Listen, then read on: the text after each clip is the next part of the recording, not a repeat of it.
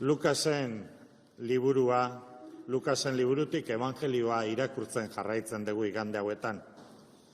Badakigu, Jesusek Jerusalengo bide hori hasi zuela. Jerusalengo gurutzera eta piztuera daraman bide hori. Eta bidean, bere ikasleai irakaspenak ematen ari da. Gaur ere, irakaspen mordo baten bilduma genuen. Gaurko evangelioari begiratuta, zatirik politena esango nukenik, Pedrok egiten duen galdera hori da. Jauna, esaten ari zenan hau, guretzat ala denentza da. Hau da, Pedrok ere, nolabait, bere hainbeste jarraitzeko gogorik ez izate hori zuritu egin nahi du. Eta gure jarrera ere aintzeko izan daiteke evangelioaren arrean. Hau, oneretzat ala bestentza dan, eta horrekin nire erantzunaren ardura nolabait kendu, nire erantzunkizun hori nolabait kendu, egiteko jarrera izan genezake. Horrela, gaurko evangelioari begiratu beharko genioke, eta zer esaten digun begiratu. Aipatzen diguna da, zuen aberastasuna non, zuen bihotza han. Gure bizitzari begiratzen balin badiogu, egiten ari geran gure gizarteko bizitzari, saiatzen gera bizitza normalak izan ez egitea, hola jarrera berezirik izan gabe, nolabait destakatu gabe. Bizitza honetan, besteen antzekoak izatea. Ondasuna pilatu bai, baina behar dira neurrian, segurtasun bilatu uz, gehiegi eskatu gabe, hainbeste destakatu gabe, behar dana pilatuz egiten. Eta guzti horrek eramaten gaitu, gaur egun gure gizartean nagusiran, azaleko bizitza hori egitera. Eguneroko rutina bat jarraituz egitera. Nolabait, erdilotan beste guztiak egiten dutena, kritiko izan gabe, bizitza egiten jarraitzea. Horrekin gogoratu genezake, hainbat erabilia dan opio hitza, leno bazirudin erlijioa lotarazten zuela pertsona. Gaur egun, tabernan gauden esango dugu, fugola dala opioa lotarazten gaituena. Baina horrela nolabait gure bizitza egin. Asko kezkatu gabe, egunerokotasun hortatik atera gabe. Besteak egiten dutena egin, hortara egokitu eta atentzioi deitu gabe bizitza egiten saiatu.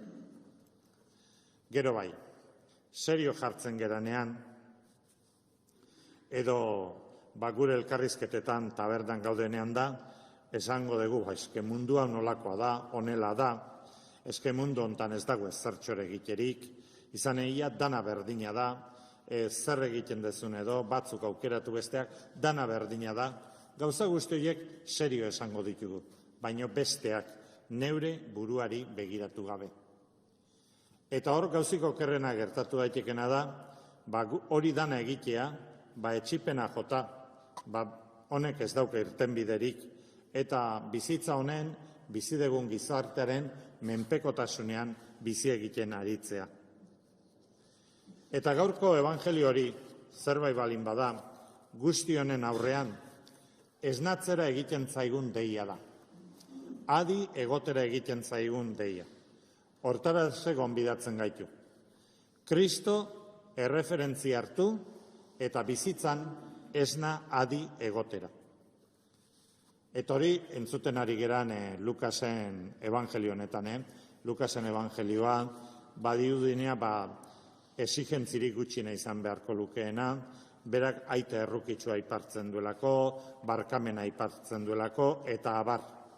Baina aldi berean, evangelio hori da, Jesusek otoiz gehiena egiten duena, aukera egite eskatzen duena, exigentzia eskatzen duena, gurutzeko bide hori ere hartzea exigitzen duena.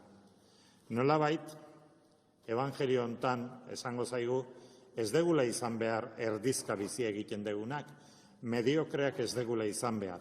baizik gauzak hausnartu, gureganatu eta gure erabakiak hartzen ditugunak izan. Eta horrela, esango zaigu Ebangelio hontan, zaudete prest kriseiluak piztuta. Horrek erakutsiko digu argitasunaren beharra, argia behar degula. Argia gure begirada aldatzeko. Gure begirada ere mundura botatzen deguna, Kristoren begirada bezalakoa izan dadin.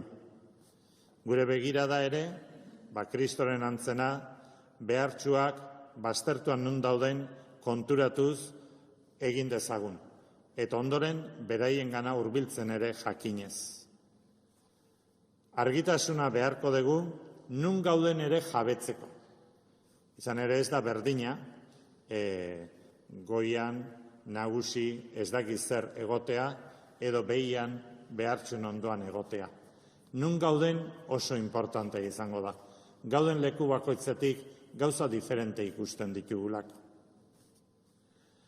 Argia beharko dugu etorkizunari begiratzeko. Guk etorkizunari begiratzen diogunean, Jainkoaren erreinuari begira gaude. Han izango dan salbamenari begira. Argitasuna mundu hontan prest egoteko, ara bide eginez gure bizia eraikitzen joateko. Eta argitasuna beharko dugu, lehenago aipatzen dituen, etsipenetik eta menpekotasunetik askatzeko. Argiak ditugun loturak egoera ikustera eramango gaitu. Jabetzen geranean libre ez gerala, askatasuna bilatuko dugu. Menpe gaudenean eta konturatzen ez geranean, ez dugu askatasunik bilatzen. Jabetzen geranean, gure egoera zein dan jabetzen geranean, orduan bilatuko dugu askatasuna. Argia beharko dugu, gure loturoietaz jabetzeko eta askatasuna bilatzeko. Eta azkenean, itzul gintezke hasierakora.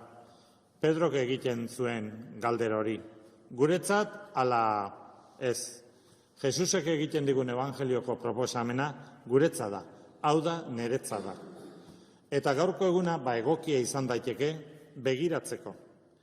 Ia, nun daukatenik helmuga jarrita. Non daukatenik benetazko altxorra. Ia zer bilatzen deten.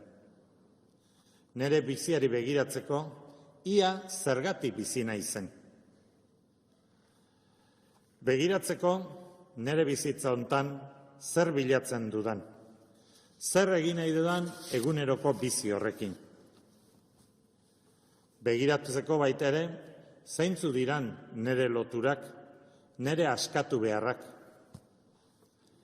Begiratzeko, ia nere bizitzan konfiantzan nun jarri duten.